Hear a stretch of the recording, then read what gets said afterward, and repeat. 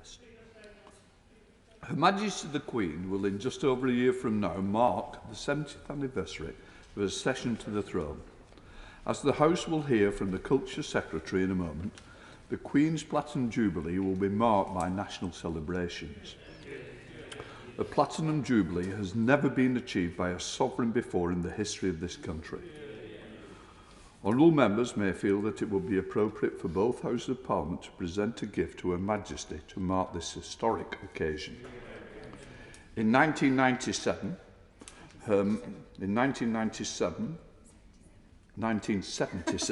to mark Her Majesty's Silver Jubilee, the fountain in New Palace Yard was built. In 2002, to mark the Golden Jubilee, the sundial in Old Palace Yard was installed. In 2012, to mark Her Majesty's Diamond Jubilee, the stained glass window in Westminster Hall was created. The House will therefore be pleased to hear the arrangements are in hand for a gift to Her Majesty from Parliament to mark her Platinum Jubilee in 2022.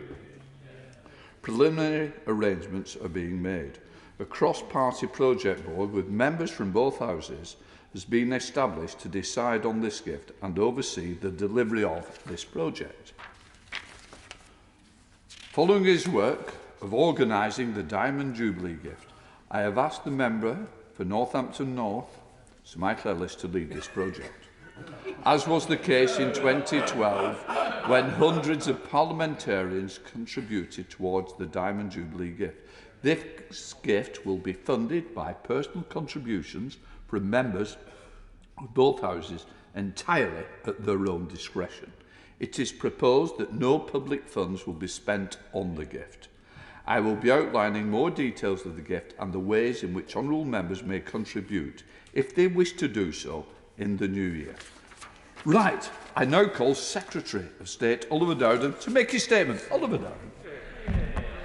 Thank you. With your permission, Mr. Speaker, I would like to make a brief and important statement about the Government's plans to mark Her Majesty the Queen's Platinum Jubilee in 2022.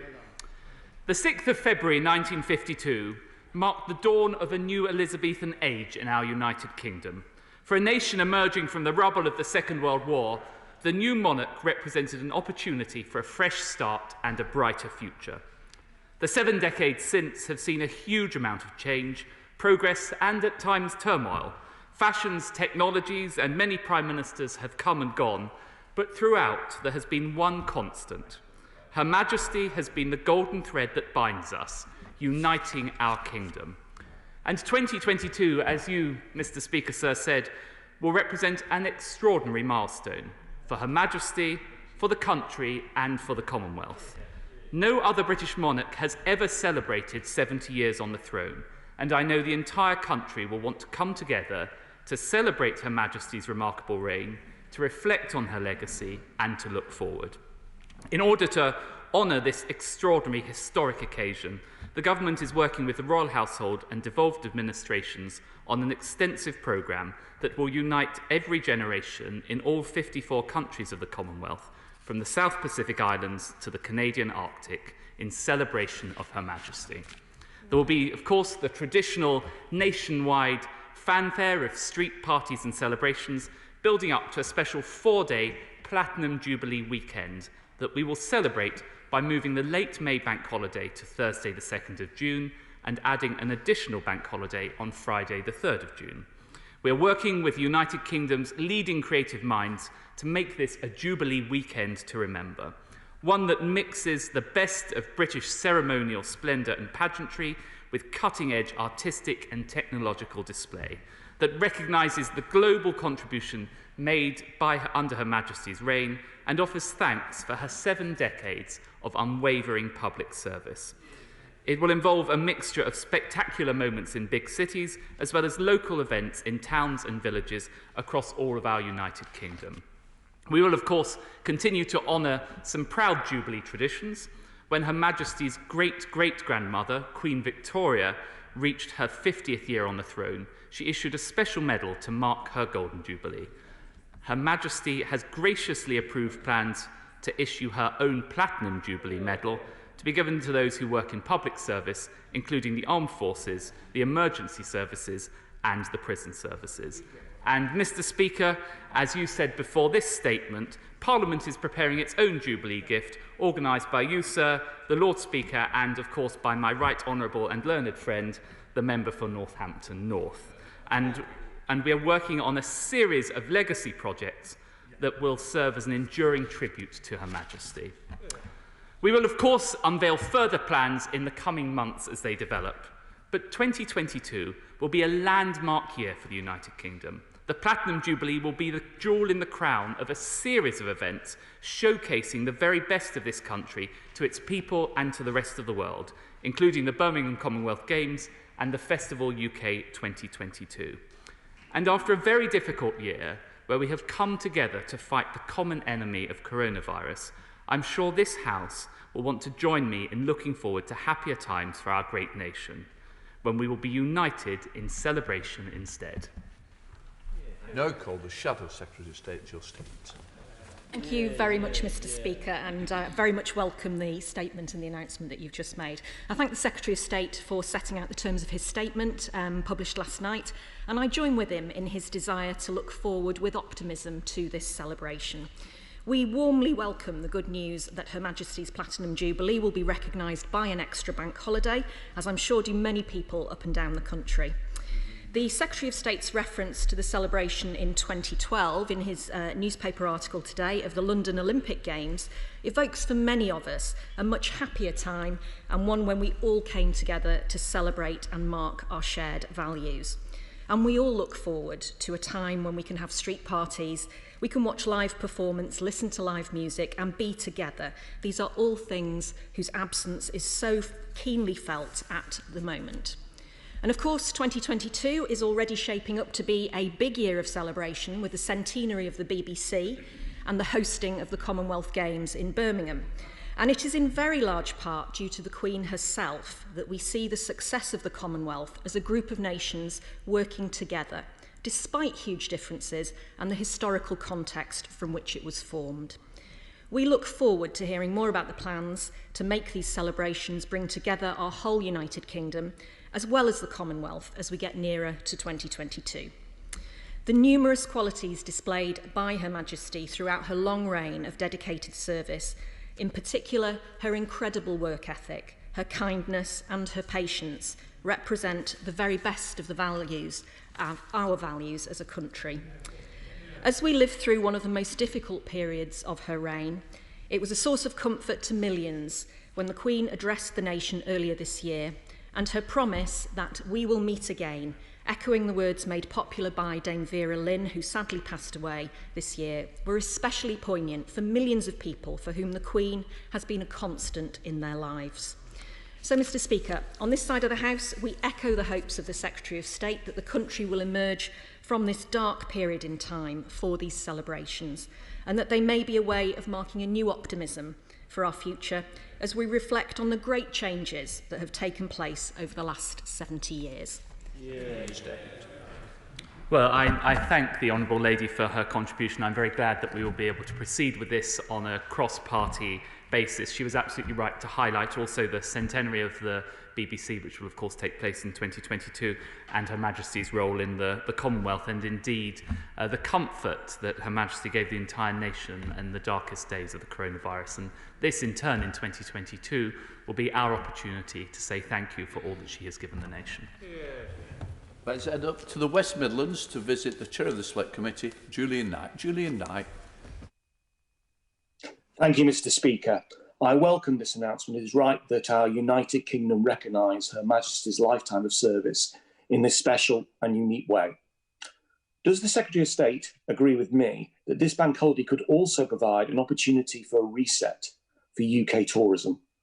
And will he commit to carrying out DCMS Select Committee's recommendations for the tourism sector, namely a national campaign to restore consumer confidence in tourism, a tourism data hub, and to implement a full review with the Treasury over long-term support for the tourism sector?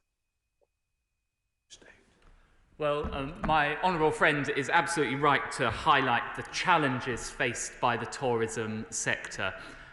Tourism is about bringing people together. The doors have been slammed shut and planes grounded. It's been a very, very difficult time. And I very much hope that 2022 will be a moment when the sector can really take off and we can showcase the very best of our United Kingdom around the world. And we will be taking advantage of this opportunity to boost tourism. And of course, I'm carefully examining all the proposals that my honourable friend has outlined. Let's head up to Ottle to the SNP spokesperson, John Littleson. John Littleson. Thank you very much, Mr. Speaker, sir. 70 years in the one job is a remarkable achievement, and we on these benches congratulate the Queen on the occasion of her Platinum Jubilee. My mother, who died this summer, was the same age as the Queen. A left-wing, pro-European Scottish nationalist, she always had a bit of a soft spot for her contemporary. Mum was not a natural monarchist, but she shared a sense, as so many of those of that generation do, that they'd gone through a dark time together. The war, she felt, had given them a bond. The UK has changed beyond all recognition in those 7 decades since the Queen came to the throne. In 1953, we were still living with the brutal consequences of a war which had seen slaughter on an unprecedented scale all across Europe and the Far East. We were a new nuclear power. Rationing was in place. We were to have a new National Health Service treating people on the basis of need, not money. Families like my own no longer needed to live in fear of a choice between food and medicine. It was an age of deference. Our colonies were demanding and getting independence. There were stirrings of demands for Scottish independence, with the first SNP Member of Parliament elected in Motherwell. Westminster MPs were arguing about Europe, so perhaps some things haven't changed that much. We recognise the years and dedication Elizabeth I, Queen of Scots, has put into a job she might not have chosen. Politicians often have a peculiar idea of what the Queen's going to enjoy when they arrange parties for her. Who can forget her look of elation when standing in the Dome with Peter Mandelson one damp London hogmanay? So I'd make a plea to the Secretary of State. Try and arrange a shindig that she'd really enjoy. Maybe a ceilidh. At 96, I think she deserves it. Secretary of State. I thank the honourable gentleman for his comments, and also I should put on record my thanks to the Scottish Government, indeed Welsh and Northern Ireland governments, for their support in bringing this together. And he's absolutely right to highlight both the constants and change throughout Her Majesty's reign. He's absolutely right. We want to make this a party to remember and a celebration to remember. One of the things that during the Olympic Games was always put up on the wall was just make sure it's not like the Millennium Dome celebrations. So I shan't comment on it for this time around, but I do know we've got I think we will ensure that we have the very finest creative minds to ensure it's a great occasion. We now go to Robert Halfon. Robert Halfon. Thank you, Mr. Speaker. Does my right honourable friend recognise the sense of duty of not just the Queen, but also of the Princess Royal, Princess Anne, who visited Harlow Citizens Advice Bureau recently in recognition of their hard work?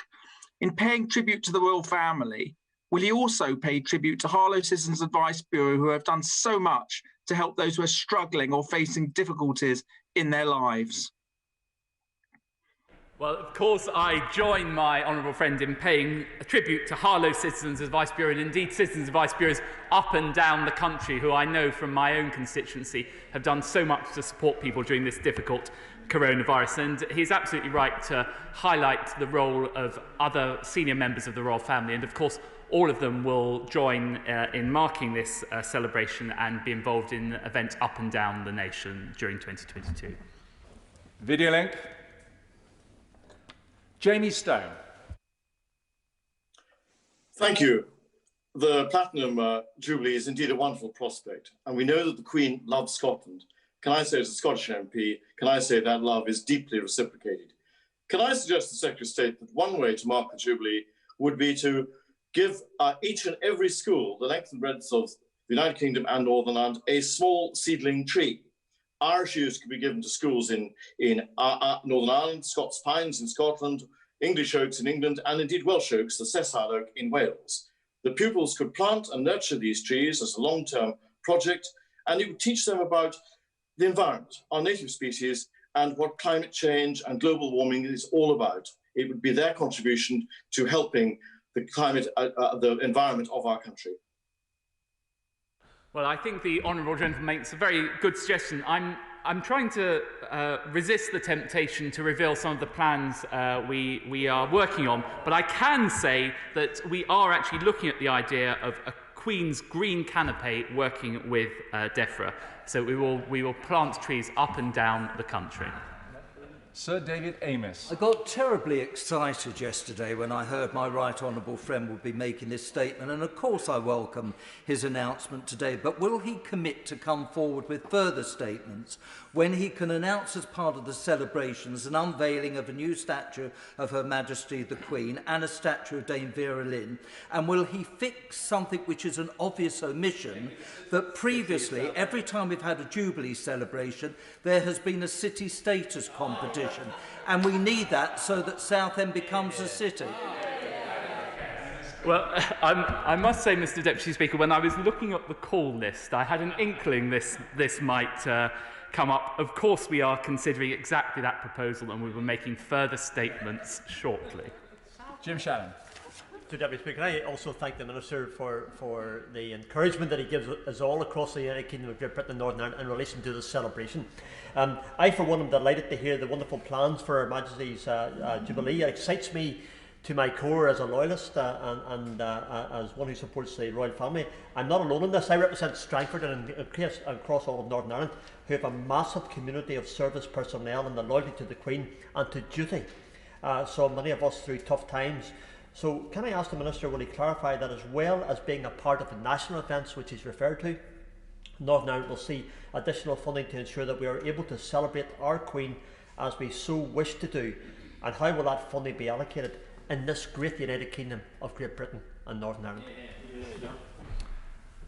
Well, I thank the honourable gentleman for his question. Yes, of course, we want to ensure that this Jubilee is celebrated by all generations, people from all different backgrounds, and of course all nations of our United Kingdom. In terms of funding, we are discussing the settlement with the Treasury as part of the spending review. The principal role of government will be to ensure things such as the security of events, policing and so on. We will look for private contributions for individual celebrations, but we will work through the details of that and come back to the House shortly. Bob Stewart. Thank you, Mr Deputy Speaker. It's great to follow my friend, who also happens to be the MP for Strangford.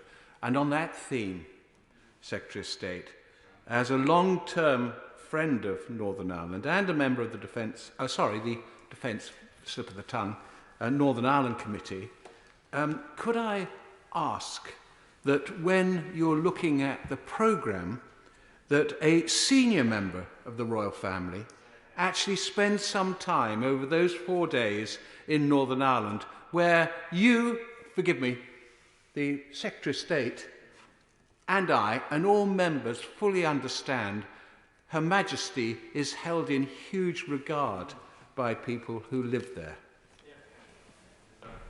Well, my honourable friend is absolutely right to highlight the affection for Her Majesty shown by the people of Northern Ireland, and I'm quite sure that senior members of the royal family will be travelling to Northern Ireland as part of the celebrations in the Platinum Jubilee year. Video link. Alex Davis-Jones. Diolch, Mr Deputy Speaker. I welcome the update from the Secretary of State, and given the year that we've all had, I think this is a very welcome announcement indeed. Since the Minister is in such a generous mood, I'm wondering if, as a commitment to the Union, he's had chance to address calls from across Wales to commemorate St David's Day with its own dedicated bank holiday. I also hope that the Platinum Jubilee Medal will be made at the Royal Mint in my constituency, and I would appreciate it if the Secretary of State could confirm exactly what conversations he has had with the Welsh Government about their involvement in commemorating the Queen's Platinum Jubilee. I thank the Honourable Lady for her question. We are working very well with the Welsh Government, and my officials are in close contact. I have written to my opposite number in Wales. On the point about St David's Day, and there are many calls for bank holidays, and I'm sure those will be considered through the normal process, which is overseen by the Department for Business. On the point about where the medal will be minted, she has made a very strong case, and I will take that into consideration. Dahana Davison. Mr Deputy Speaker, the celebration of Britain's first ever Platinum Jubilee will mean the eyes of the world will be placed firmly upon us.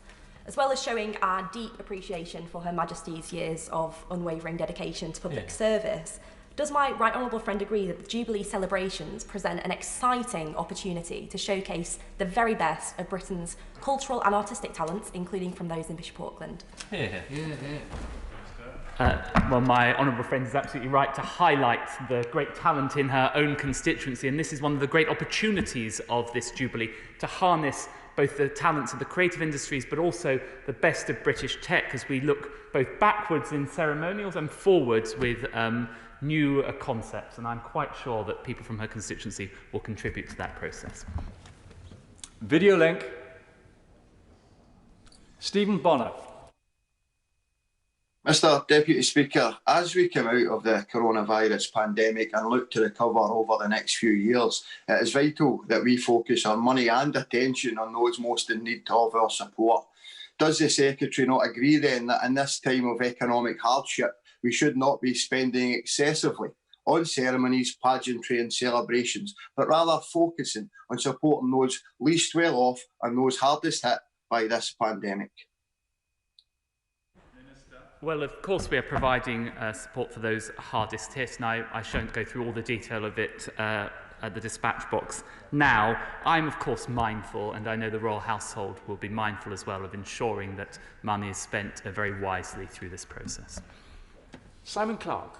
Thank you, Mr Deputy Speaker, and I would disassociate myself from the rather ungracious remarks of the previous speaker. I would warmly welcome the Platinum Jubilee bank holiday. I congratulate my right honourable friend on his statement. And does he agree with me, these celebrations ought to be a truly national celebration? And will he join tens of thousands of people from Middlesbrough South and East Cleveland in expressing his deep appreciation of Her Majesty's unblemished and extraordinary record of public service?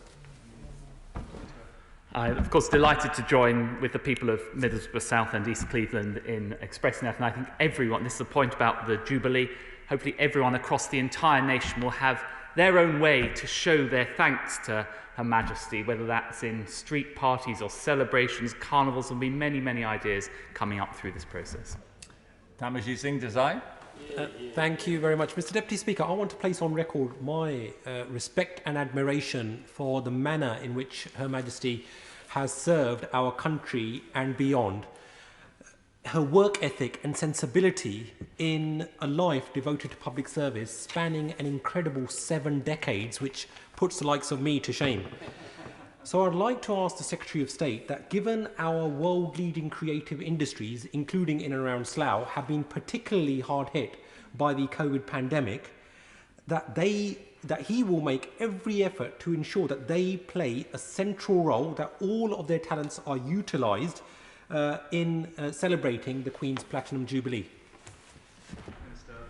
Yes, I'm very happy to give that commitment, and I've been very mindful of the opportunities for the creative industries. And of course, it's not just the Platinum Jubilee, but we also have the Festival of the United Kingdom in 2022, and I'm working very closely with Martin Green on that, and that again will create many opportunities for the creative industries. Sir Edward Lee. Yes, during my 7 decades, I've only ever known one head of state, and this leads me to make a political point. I hope I won't be accused of lèse-majesté, only a sort of small p political point. That street parties are great and all that sort of stuff, but can we also proclaim the virtue of the monarchical system during the celebrations? After all, if we were tempted to become a republic, we could have President Trump as the head of state, or President Macron, or even worse, a grey colourless figure like the German president.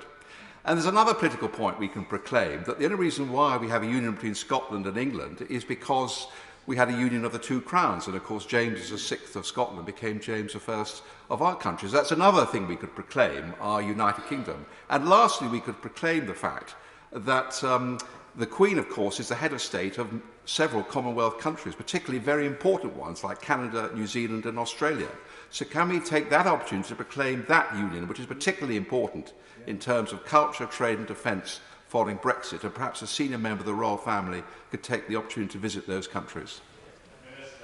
Well, my honourable friend is right to highlight all 3 points. Of course, I'm an ardent monarchist, and Jubilee provides an opportunity to remind us of the benefits of monarchy, and he's absolutely right to talk about the role of the Commonwealth, and whilst the plans are still being developed, I'm quite sure that members of the royal family will wish to visit other Commonwealth nations as part of this process. Video link. Marion Fellows. Thank you, Mr. Deputy Speaker. I fully recognise and respect the service undertaken for almost 70 years by Queen Elizabeth I, Queen of Scots. My parents' generation held her in great affection and indeed took me to a street party to celebrate her coronation. I should say at this point, however, my next street party attendance will definitely be on the occasion of Scotland gaining her independence.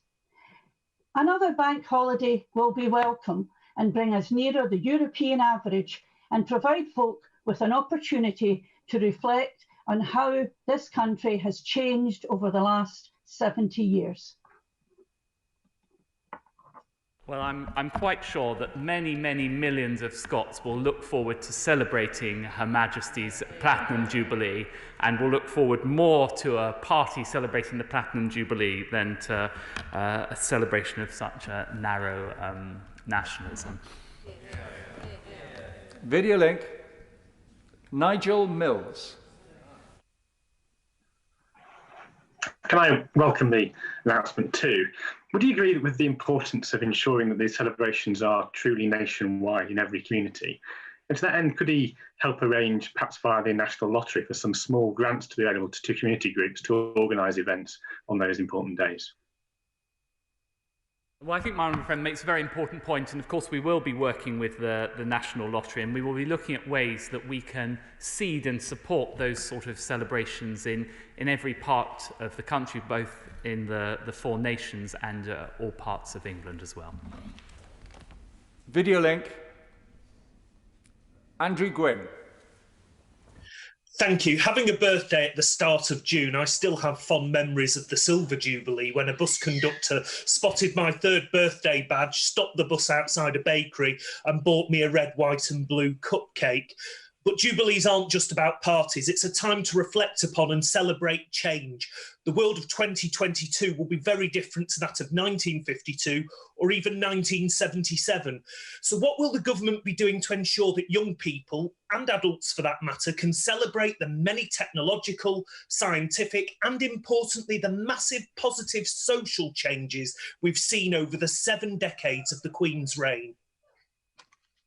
I actually think the honourable gentleman makes an important point, and that is the thing about Jubilees. They're a celebration both of continuity and of change, and one of the themes that we're looking at as part of the Jubilee celebrations is the important role of young people, and we're engaging a lot with young people as we develop those plans, but also technological developments. And I hope that as we celebrate the Jubilee, we will also be able to showcase the very best of British technology.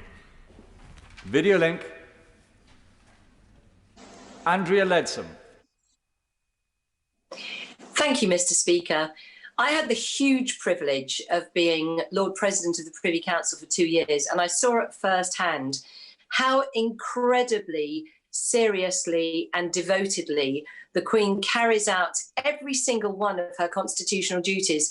So will my right honourable friend agree with me that she really has been a rock for the world in such a time of turbulent change and so many challenges?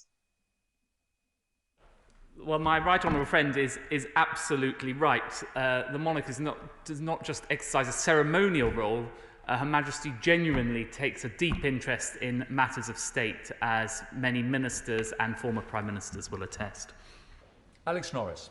Thank you, Mr. Deputy Speaker. In 2012, as part of Jubilee celebrations, the Queen visited Vernon Park in my constituency, and we had a brilliant party celebrating the best of Nottingham and the best of Britain. And Mr Deputy Speaker, we're ready to do it all again 10 years on. Whether that's in Vernon Park or not, very many green flag parks we have in my constituency. So I seek from the Secretary of State his commitment to holding events around the country, but also his personal support for an event in North Nottingham.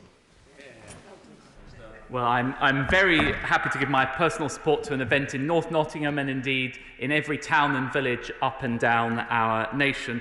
The one thing I might resist committing to, given our experience of 2012 and the Diamond Jubilee, is doing anything on the River Thames again. Gagan Mahindra. Thank you very much. Mr Deputy Speaker, the celebration for the Platinum Jubilee is not just for the residents of South West Hertfordshire and this country, but also throughout the Commonwealth. Does my right honourable friend agree with me that this is a real opportunity to reaffirm the links of fellowship and affection throughout the nations of the Commonwealth, which help truly make global Britain happen? Well, I thank my honourable friend for his question. As a fellow Hertfordshire MP, of course, Her Majesty the Queen has close links to Hertfordshire, since that is where her mother, the late Queen Mother, grew up. He's right to highlight the role of the Commonwealth. It's one of the great strengths of our nation, the links we have to Commonwealth nations, and no one has done more to promote the Commonwealth than Her Majesty the Queen. Video link. Christine Jardine. Thank you very much, Mr Deputy Speaker. The Secretary of State mentioned the Queen's astonishing unifying effect, which we saw perhaps most recently in her address to the nation during the first COVID lockdown. But as one of those many millions of Scots, which the Secretary of State so rightly said will be celebrating the Queen's Platinum Jubilee, could he assure me that the Queen's ability to unify the four nations of the United Kingdom will be reflected, and that he will encourage the Scottish Government to reflect that very much in whatever celebrations and for my own city of Edinburgh during the Jubilee? Well, I'm quite sure that the city of Edinburgh, which is of course home to a royal residence, will play a central role in those celebrations in 2022. And of course, in celebrating the Platinum Jubilee, we will celebrate the remarkable union of our four nations, possibly the most successful union of nations in modern history. Andrew Jones. Speaker, in the long history of our nation's monarchs, I think Her Majesty is one of the greatest ever. And I think her Platinum Jubilee will be a very significant and wonderful moment. I think our nation, and certainly the people of Harrogate and Knaresborough, will want to recognise and thank her for her wisdom, dedication and service, and then celebrate it. So will there be events to celebrate right up and down the country, right across the year, in which the constituents of Harrogate and Knaresborough will be able to participate? Yes, I'm sure all the people of Harrogate will play their role in the celebrations. There will be both year-long celebrations, and then clearly on the 4 days of the bank holiday weekend, there will be different moments. We will be both reflecting in Thanksgiving and also celebrating. It's not just a party, it's really a moment to say thank you to Her Majesty. Chris Bryant. I feel a bit sorry for the member for Gainsborough, only knowing one Queen. I've known quite a few in my time. Some of them have even been members of royal families. But I'm sure that, one of the great changes that has happened during this Queen's reign is that gay men have managed to achieve phenomenal changes in social attitudes in this country. There are many people who are able to marry the people that they love that wasn't possible when she came to the throne. So I just hope that this will be a genuinely diverse celebration. I'm sure it will. I fully welcome it. I hope that it won't just be big events in big cities, that there will be big events organised from the centre in small towns, places like Treorchy, which would run a brilliant event. We've got lots of male voice choirs. We've even got a few drag queens. So we could put on a really good show. I hope the medal will be minted in the Mint. I can't think of anywhere else where you would want to mint anything other than in the Mint, the Royal Mint, in fact, in Llantrisant.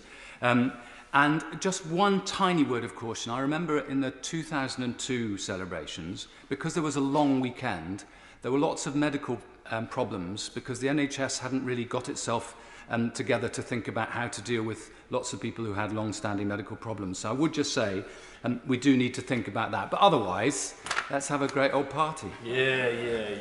I welcome the honourable gentleman's support. He raises an important point about the NHS, and I'll pick that up with colleagues in the Department for Health. And he's absolutely right to highlight the huge changes that we have seen in our nation, but at the same time, this constant of Her Majesty, and that is the essence of the celebration. He's absolutely right about diversity. It is so important that everyone in our nation feels they can come together and celebrate, and it reflects the diversity of modern Britain. And we've even had the first openly gay Member of Parliament elected as Deputy Speaker under her reign. Video link, Elaine Saxby. Thank you, Mr. Deputy Speaker. With the positive news this week that there is a vaccine on the horizon, we can look forward to the future where we can start getting back to normal. Will my right honourable friend work with me to assist those in North Devon who will be planning to celebrate our monarch, who has served us in both good times and bad? Yes, of course, and I'm sure that North Devon will put on a fantastic show to celebrate Her Majesty the Queen's Platinum Jubilee. And further to the honourable gentleman's question, there's both the opportunity to have celebrations in each part of the UK, every town and village, and then to come together for larger national celebrations as well. I'd like to thank the Secretary of State for the statement he has made today. We will now suspend for 3 minutes in order for the safe departure and the arrival of members of Parliament. Order!